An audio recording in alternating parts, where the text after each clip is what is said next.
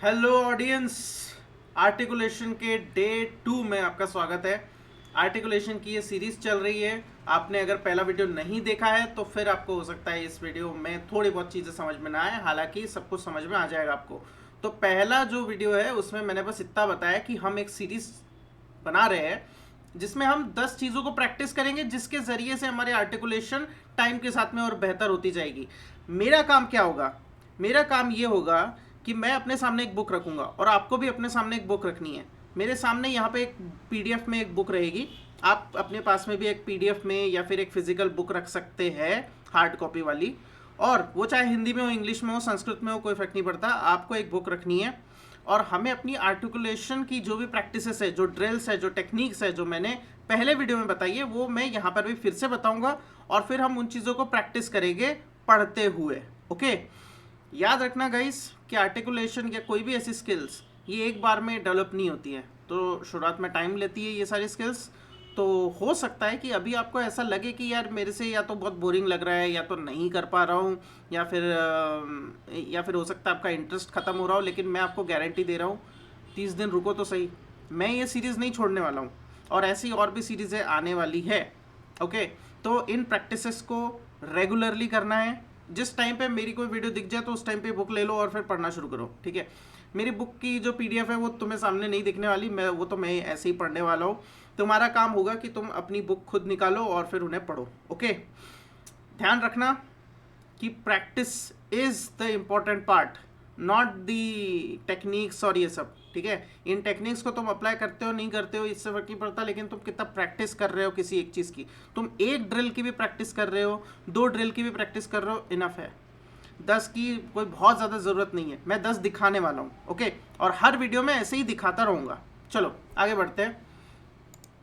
तो गाइस, जो पहली ड्रिल होती है हमारी वो है जॉ रेजिस्टेंस एक्सरसाइज। ओके, तो इसमें क्या होता है कि हम अपनी जो फिस्ट है वो हमारी जॉस के नीचे रखते हैं। ये मैं अपना ईयरफोन क्यों लगा के रख रहा हूँ, ईयरफोन मैं हटा देता हूँ।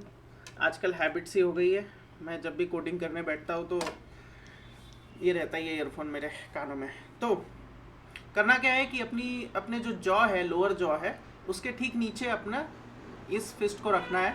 और क्या करना है कि यहाँ से आपको फोर्स लगाना है अपवर्ड और अपने जॉ को खोलने की कोशिश करनी है। मतलब अपने जॉ को रखना है बंद ऐसे, और फिर यहाँ से प्रेशर लगाना है ऊपर और फिर अपनी जॉ को खोलने की कोशिश करनी है नीचे की तरफ। ठीक है, तो चलो 10 प्रैक्टिसेस करेंगे हम।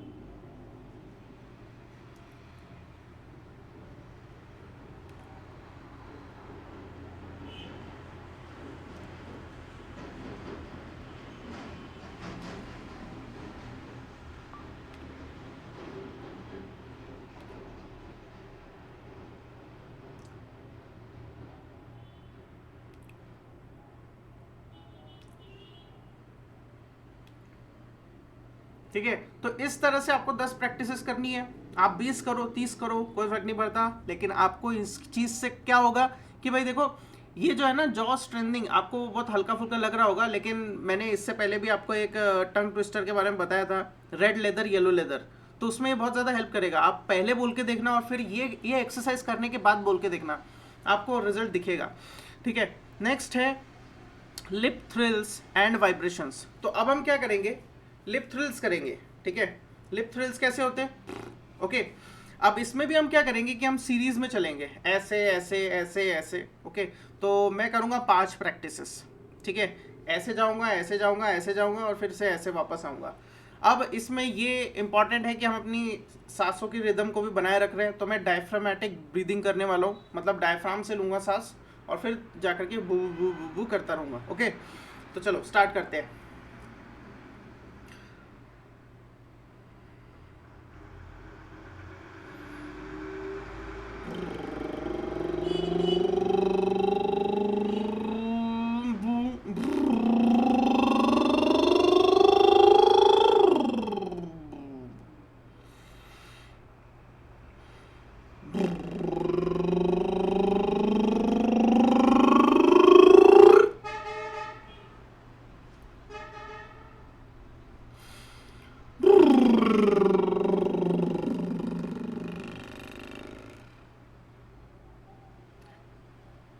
5 बार करनी है।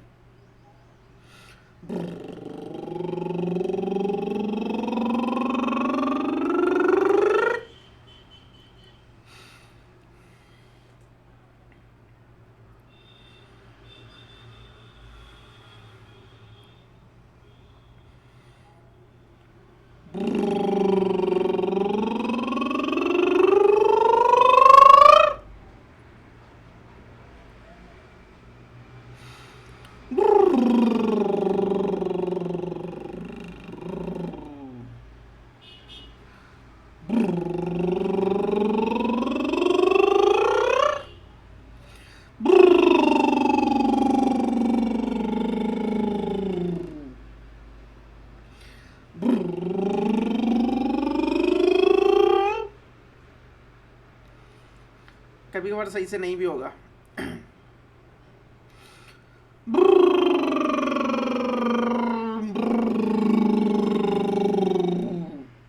जरूरी नहीं है कि रिदम बने, तुम गाना भी गा सकते हो। ओके, 5वीं बार जैसे मैं ट्राई कर सकता हूँ। कोई गाना है क्या मेरे पास? गाना है अभी, तो फिर वो उसके हिसाब से वो सिंक नहीं बनेगा। चलो कोशिश करते हैं।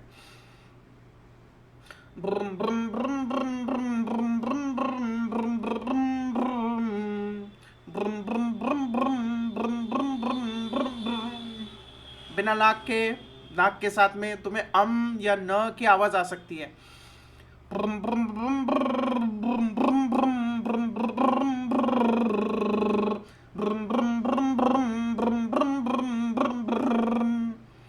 ये हम पागलपन कर रहे हैं, सच में पागलपन है। लगेगा कि भाई ये क्या हो रहा है, लेकिन एक्चुअल में ये चीजें हैं जो हमारे होठों को फ्लेक्सिबल बनाएगी, आसपास की मसल्स को थोड़ा फ्लेक्सिबल बनाएगी। ये लग सकता है थोड़ा टेम्पररी, लेकिन जैसे जैसे जैसे जैसे हम हैबिचुअल होते जाएंगे वर्ड्स ज़्यादा इजी होते जाएंगे। करके देखो फिर से। Red leather yellow leather, red leather yellow leather, red leather yellow leather, red leather yellow leather. बन रहा है, बहुत इजीली बन रहा होगा अभी तुमसे। थर्ड जो टेक्निक आती है वो आती है टंग ट्विस्टर ट्रेनिंग। ओके, मैंने जैसा कि तुम्हें बताया था कि मेरे पास बहुत सारे टंग ट्विस्टर्स है ऑलरेडी, तो मैं क्या करूँगा, मैं उन्हीं टंग ट्विस्टर्स को निकालूंगा। यस, मिल गए मुझे। 50 के करीब मेरे पास टंग ट्विस्टर्स है, लेकिन आज तो मैं सिर्फ 1-2 ही करके देखूंगा। तो ये है एक हार्ड टंग ट्विस्टर और एक सिंपल वाले टंग ट्विस्टर्स। तो चलो हार्ड वाला करके देखते हैं।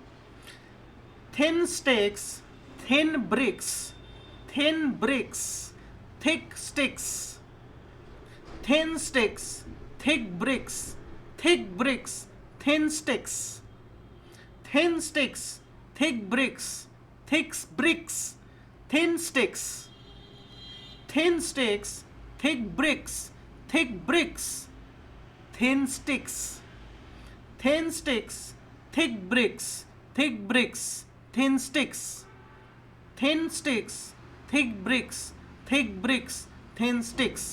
तो इस तरह से आप 6 बार, 7 बार, 10 बार कैसे भी कर सकते हो। जैसे एक और है मेरे पास, a box of biscuits, a batch of mixed biscuits, a box of biscuits, a batch of mixed biscuits, a box of biscuits, a batch of mixed biscuits, a box of biscuits, a batch of mixed biscuits.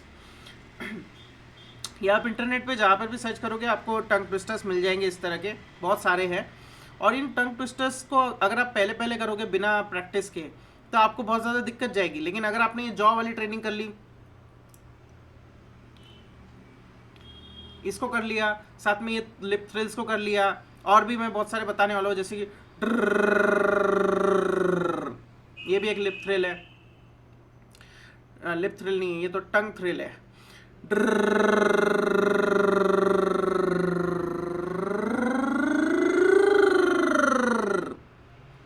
अजीब लगेगा, लेकिन ये आपकी जीभ को ना flexible बनाता है, आपकी जीभ की मसल को आपके साथ में सिंक करने का काम करता है। तो फिर से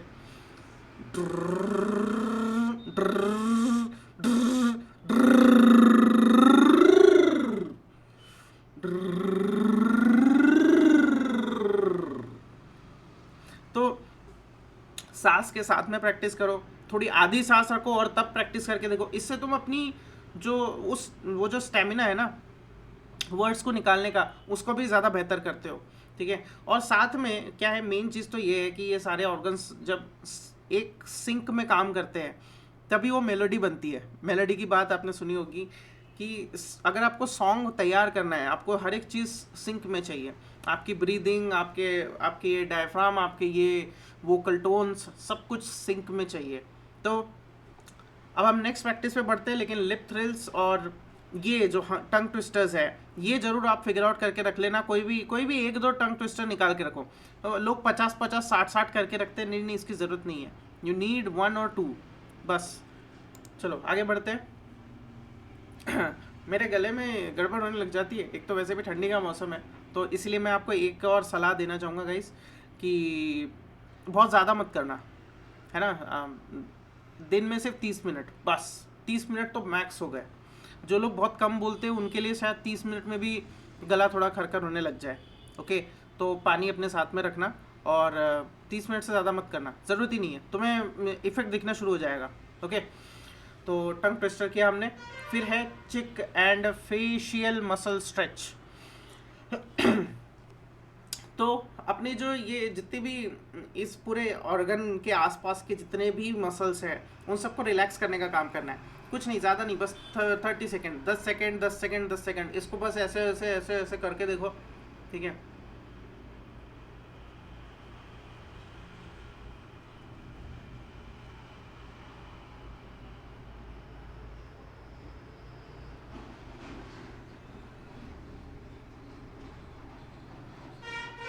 एक और बात मैं आपको बताना चाहता हूँ गाइस कि बहुत सारे लोगों को ये गलतफहमी होती है कि जो आपके बाल झड़ते हैं वो जेनेटिकली झड़ते हैं आपके। देखो, असल बात तो ये है कि जैसे जैसे आपकी उम्र बढ़ती है, आपकी जो ये स्किन है ना, ये लूज़ होती जाती है, और जब आपकी स्किन लूज़ होती जाती है तो फिर वहाँ पर ब्लड फ्लो आपका बहुत ही कम होने लग जाता है। ठीक है, दूसरी बात, आपका जो स्कैल्प है वो उम्र के साथ में और ज़्यादा पीछे जाता है और टाइट होता जाता है, मतलब खिंचता जाता है। यहाँ की जो स्कैल्प मसल है वो और ज़्यादा खिंचती जाती है, तो उसकी वजह से ब्लड फ्लो वहाँ तक पहुँचता नहीं है। तो जिन लोगों का स्कैल्प मसल तब भी ढीला रहता है ना, या फिर ये उतना टेंस नहीं हो पाता, तो फिर उसकी वजह से वहाँ पे ब्लड फ्लो इजीली जा पाता है। तो इसीलिए बहुत सारे जो लोग हैं वो इंजेक्शन और फिर थेरेपी ये सब करते हैं, तो उसमें यही होता है। इवन मिनॉक्सिडाइल भी अगर आपने सुना हो, वो करता क्या है, वो आपके ब्लड फ्लो को बढ़ा देता है। तो इसीलिए ज़्यादा टेंशन मत लिया करो, ये इतनी बड़ी बात नहीं है। अगर तुम्हारे बाल झड़ते तो तुम भी ये वाली जो चीज़ मैं कर रहा हूँ ये तुम अपने यहाँ पे स्कैल्प पे भी कर सकते हो। ठीक है, तो ज़्यादा नहीं, बस 20 से 30 सेकंड, ज़्यादा नहीं। ये कोई आपके बाइसेप नहीं है जो आप इसको बहुत ज़्यादा टेंस करने की कोशिश कर रहे हो, है ना।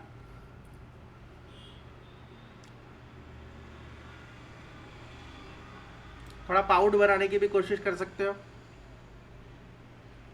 बस काफ़ी है, काफ़ी है। आप अपने फेस को ज़्यादा फ्लेक्सिबल महसूस करोगे। ओके, अब ये हमें आगे की जो एक्सरसाइजेस है उसमें ज़्यादा बेटर हेल्प करेगा। तो देखो, अब सॉफ्ट पैलेट लिफ्ट, मैंने क्या बोला था कि यॉन करके देखना है। अब यॉन कभी भी कुछ लोगों को क्या होता है कि वो उनको नस लग जाती है, बहुत ज़्यादा वो स्ट्रेच कर रहे होते हैं। नहीं, इतना ज़्यादा स्ट्रेच करने की ज़रूरत नहीं है। You need to know that comfort point जहाँ पर जाकर के तुम्हारी नसें भी ज़्यादा स्ट्रेच ना हो, इस जॉ को भी डिसलोकेट नहीं करना है, तो बहुत ज़्यादा भी नहीं खुलना है ना।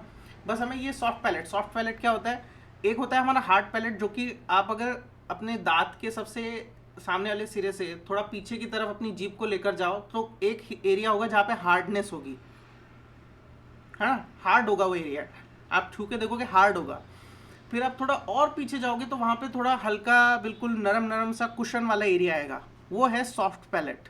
तो यानी एक लेयर है, उसके ठीक पीछे अगर तुम टच करोगे तो फिर तुम्हें वो सॉफ्ट पैलेट महसूस होगा। तो उसको हमें अवेकन करना है, लिफ्ट करना है।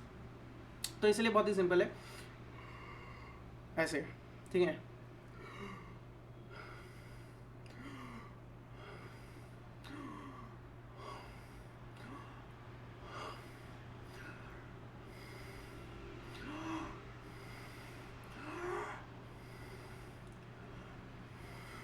बस तो इस तरह से इसको लिफ्ट करने की कोशिश करनी है, ठीक है। तो ये सॉफ्ट पैलेट की एक्सरसाइज है, 10 बार करके देखो। उसके बाद स्लो मोशन स्पीच ड्रिल। अब तुमने अपने होठों को अच्छे से कर दिया है, ये मसल्स को थोड़ा हल्का कर दिया है, ढीला कर दिया है बिल्कुल, ठीक है। अब तुमने अपनी जॉ को थोड़ा ढीला कर दिया है, ऐसे ऐसे ऐसे ऐसे करके। जो मैंने तुम्हें च्युइंगम वाली एक्सरसाइज भी बताई थी कि तुम ऐसा इमेजिन कर सकते हो कि एक बड़ी सी च्युइंगम है, तुमने मुंह में डाल दी है और अब तुम जोर से उसको चबा रहे हो।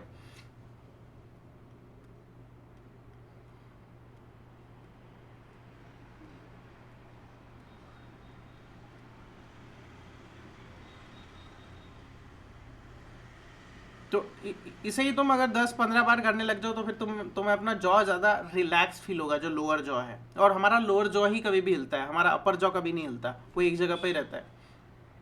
तो स्लो मोशन स्पीच ड्रिल। अब आती है स्लो मोशन स्पीच ड्रिल। यहाँ पर आकर के तुम्हें अपनी बुक निकाल लेनी है, मेरे पास अपनी पीडीएफ है, मैं पीडीएफ से पढ़ूंगा।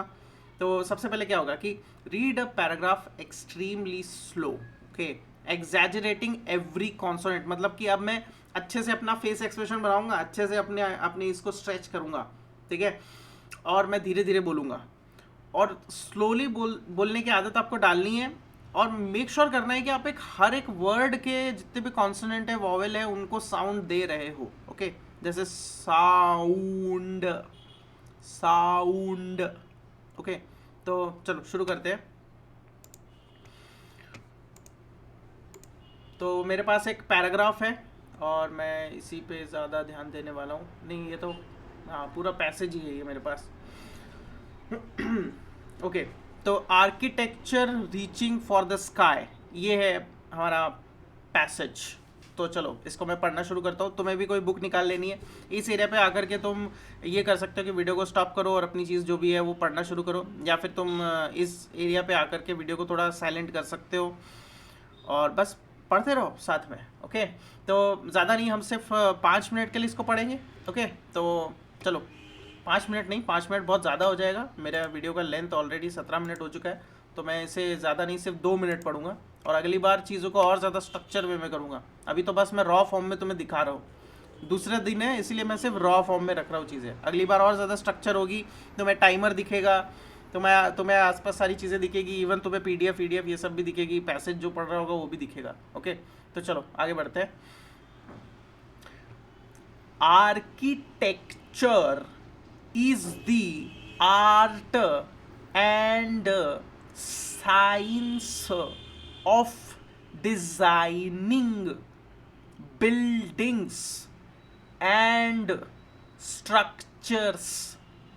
A building reflects the scientific and technological achievements of the age as well as the ideas and aspirations of the designer and client।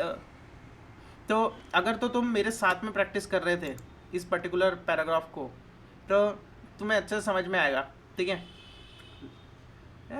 ठंडी के मौसम में साला लिप बाम भी लगाओ, लिप बाम भी लगता है नकली लगाई है मैंने, काम नहीं करती है, लगाना ही नहीं चाहिए अब से मैंने, होठ बिल्कुल ये हो जाते हैं। तो अगर तुमने प्रैक्टिस करी है मेरे साथ में तो फिर तुम ये महसूस करोगे कि एक एक वर्ड हम कई बार नोटिस नहीं करते हैं, राइट। कभी कभार हम बहुत ज़्यादा जल्दी बोल रहे होते हैं, इवन जल्दी पढ़ रहे होते हैं, तो उसकी वजह से चीज़ें अच्छे से नोटिस नहीं हो पाती। तो इसका फ़ायदा ये है कि तुम अब हर एक वर्ड को ज़्यादा सिंसियरली पढ़ोगे। और अगर तुम इंग्लिश की प्रैक्टिस करना चाहते हो, इंग्लिश कम्युनिकेशन, तो इसमें बहुत ज़्यादा हेल्प करता है। तो चलो आगे बढ़ते हैं, फिर से पढ़ते हैं, मतलब दूसरा पैसेज पढ़ते हैं। तो the appearance of individual buildings, however, is often controversial. The use of an architectural style cannot be said to start or finish on a specific date. Neither is it possible to say exactly what characterizes a particular या particular movement. यहाँ हमारा ध्यान इस पे नहीं होता है कि भैया एक्सेंट पकड़ के चलना है यहाँ, या नहीं हम कैरेक्टराइजेस को कैरेक्टराइजेशन नहीं बोलते हैं, लेकिन नहीं, हमें तो बस हर एक वॉवेल और कॉन्सोनेंट को प्रोनाउंस करना है. ओके, तो ये हो गया. उसके बाद आगे बढ़ते हैं. ये तो हो गया कि स्लो मोशन स्पीच ड्रिल. इसको आप अगर इसके साथ में करोगे ना, पेन वाली टेक्निक के साथ में, तो ये और ज़्यादा हेल्पफुल होता है. ठीक है, तो पेन के साथ में भी आप कर सकते हो. Rapid fire diction drill. Repeat short phrases at increasing speed while maintaining clarity. अब ये तुम टंग ट्विस्टर्स के साथ में कर सकते हो. मैं यहाँ पर अभी पैराग्राफ पढ़ूंगा. ओके, तो ये हमारी डिक्शन और ये सब को अच्छा करता है. तो repeat short phrases at increasing speed. Okay, तो हमें स्पीड बढ़ाते चलना है, धीरे धीरे धीरे धीरे.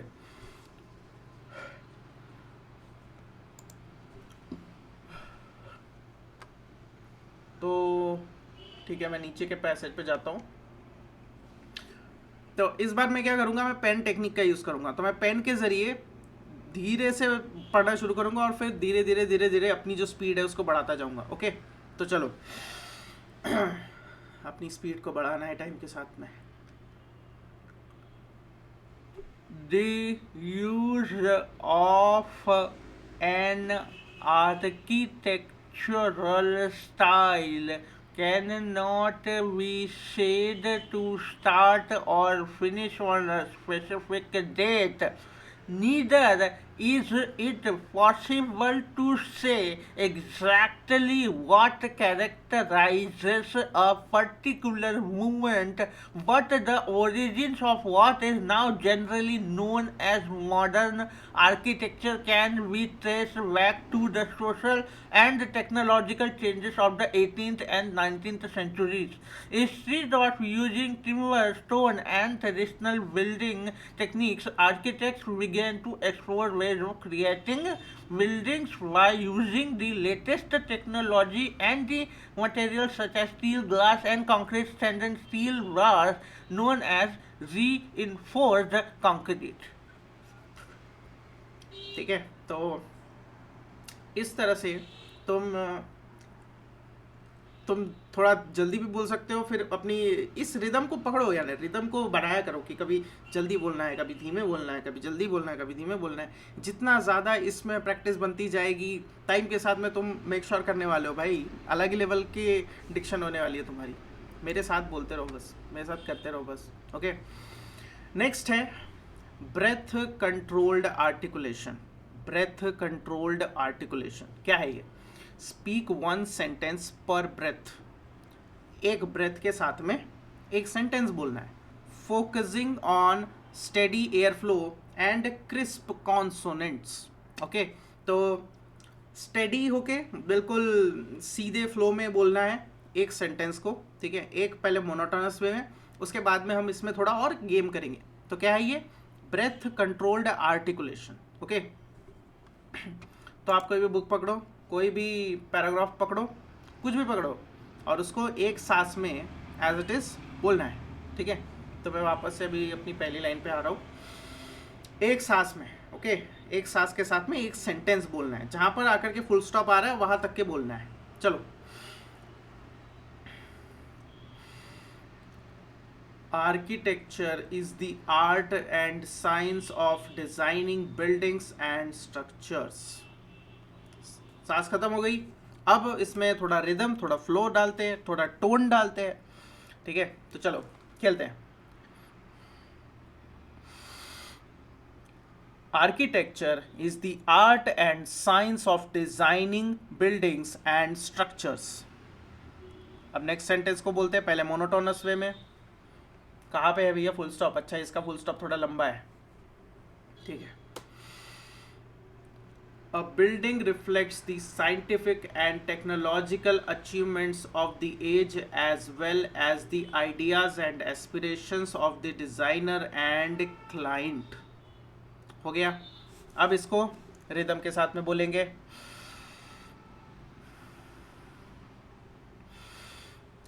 आप किस चीज़ में एम्फेसिस देना चाहते हैं ये भी आपको देखना है, ठीक है. A building reflects the scientific and technological achievements of the age as well as the ideas and the aspirations of the designer and client. Right? तो इस तरह से हम सेंटेंसेस बोलेंगे और ये आप कर सकते हो कि भाई आपने 10-15 ऐसे सेंटेंसेस ढूंढ के रखे जिनको आपको पहले एक रिदम में बोलना है, एक लाइन में. इससे भी बेटर पता है क्या हो सकता है, कुछ बहुत मज़ेदार चीज़ हो सकती है. तुम अपना कोई भी फेवरेट सॉन्ग निकालो, इंटरनेट पे ढूंढो, उसके लिरिक्स देखो, ठीक है. जो भी तुम्हारा फेवरेट सॉन्ग हो सकता है, वो फेवरेट सॉन्ग के लिरिक्स अपने सामने रखो. पहले उसे मोनोटोनस वे में बोलो, एक सांस में, है ना. और फिर उसके बाद में उसको जल्दी जल्दी बोलना शुरू करो, ठीक है. जैसे एग्जाम्पल के लिए अगर मेरे सामने यहाँ पे एक गाना आ रहा है, लिरिक्स आजा, लिरिक्स, ओके.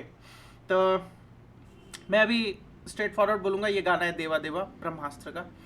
तो सांस लूँगा मैं एक बार में. चिंगारियाँ जो मेरे सीने में है दफन, इनको ज़रा देके हवा बन जाऊँ मैं अगन. चिंगारियाँ जो मेरे सीने में है दफन, इनको ज़रा देके हवा बन जाऊँ मैं अगन.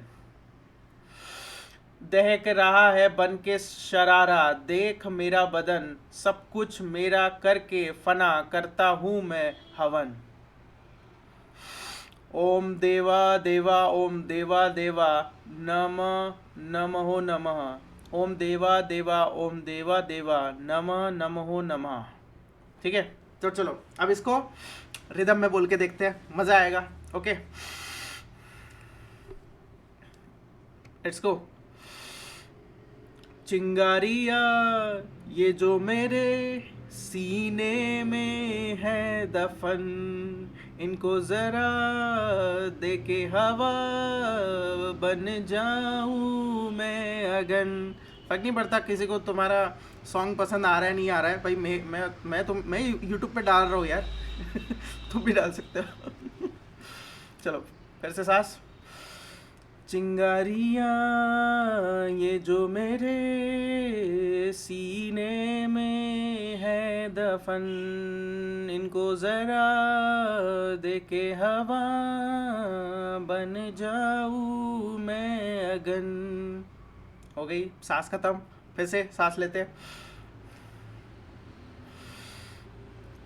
दहक रहा है बन के शरारा, देख मेरा बदन, सब कुछ मेरा करके फना करता हूँ मैं हवन. ठीक है. ओम देवा देवा, ओम देवा देवा नमः. नमो नमः देवा देवा, ओम देवा देवा नमः. नमो नमः ओम.